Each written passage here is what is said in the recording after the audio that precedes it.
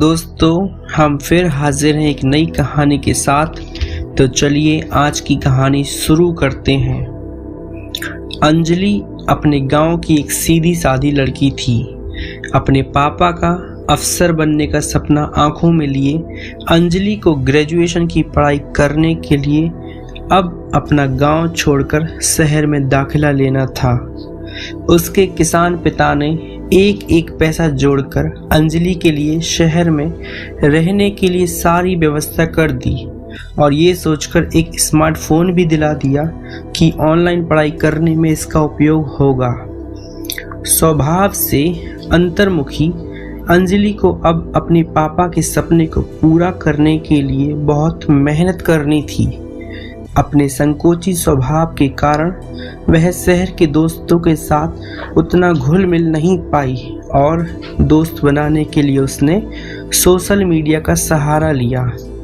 ऐसे ही एक दिन फेसबुक पर उसी शहर की प्रिया नाम की एक लड़की से उसकी दोस्ती हो गई। प्रिया की फेसबुक प्रोफाइल अंजलि को बहुत पसंद आई। अब दोनों के बीच चैट के जरिए मैसेजेस का आदान प्रदान भी शुरू हो गया। पढ़ाई के लिए खरीदे गए फ़ोन का प्रयोग अब दोस्ती और मनोरंजन के वीडियोस और रील्स देखने में होने लगा। यहाँ तक कि क्लास करते हुए भी अंजलि का ध्यान अब मोबाइल स्क्रीन पर ही लगा रहता। प्रिया और अंजलि की दोस्ती भी गहरी होती गई। यहाँ तक कि शहर की दोस्त प्रिया कई बार उसका फ़ोन भी रिचार्ज करा चुकी थी। देखते देखते उनकी फ्रेंडशिप की दोस्ती को 2-3 महीने हो गए, पर अभी तक उनकी एक बार भी आमने सामने मुलाकात नहीं हुई। फिर एक दिन फेसबुक फ्रेंड प्रिया ने अंजलि को एक जगह बुलाने के लिए कॉल की। यार अंजलि, एक बहुत अच्छी अपॉर्चुनिटी है तेरे लिए। तू सुबह 10 बजे व्हाट्सएप किए पते पर आ जाना। अब पढ़ाई के साथ साथ तू हर महीने 10,000 रुपये भी कमा सकती है और इसी बहाने हम दोनों पहली बार फेस टू फेस मिल भी लेंगे। अब अंजलि की खुशी का ठिकाना नहीं था। एक ओर अपनी सोशल फ्रेंड से मिलने की खुशी और दूसरी ओर पैसे कमाने वाली बात से वो फूली नहीं समा रही थी। अगले दिन वह सुबह जल्दी उठी और तैयार होकर प्रिया के दिए हुए पते की ओर बढ़ गई। पते पर दर्शाई जगह शहर से कुछ दूर थी, इसलिए अंजलि उधर जा रही एक बस पर सवार हो गई। 1 घंटे के सफ़र के बाद आखिरकार वो पूछते पाछते दिए हुए पते पर जा पहुंची। अभी वह दरवाज़ा खटखटा ही रही थी कि इसके पहले एक कार उसके पास आकर रुकी।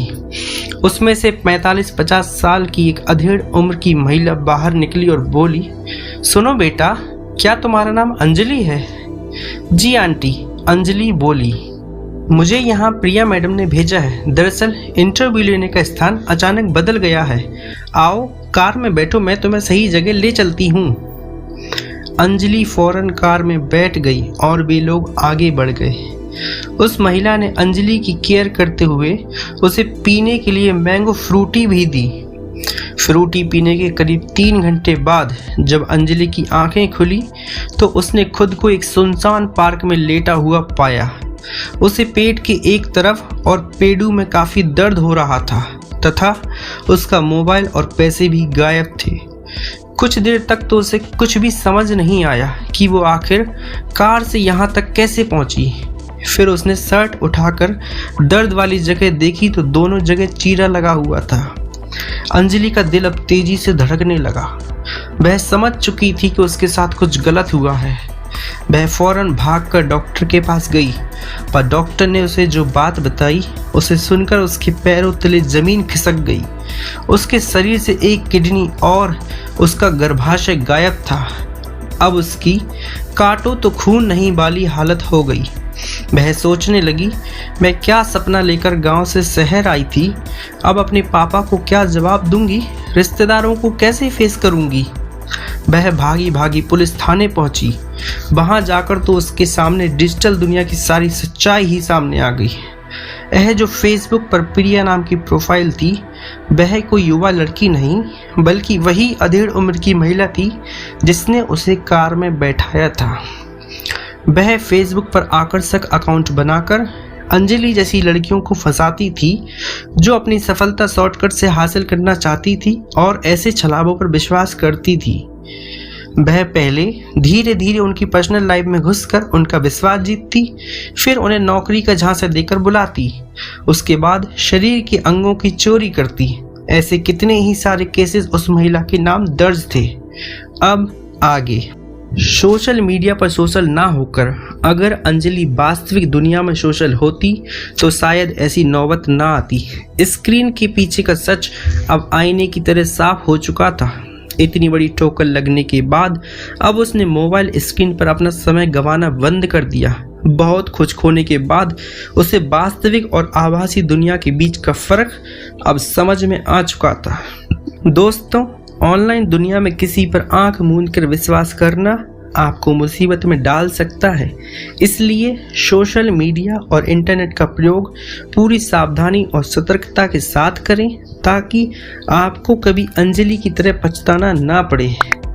तो दोस्तों, हमारी ऐसी ही अच्छी और इंटरेस्टिंग कहानियाँ सुनने के लिए सब्सक्राइब कीजिए हमारा चैनल। धन्यवाद।